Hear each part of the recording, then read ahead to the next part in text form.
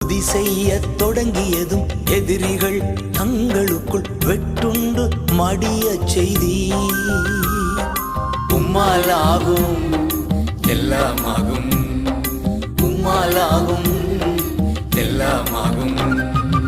ஆகாதது எதுவும் இல்லை, உம்மாலாகாதது எதுவும் இல்லை.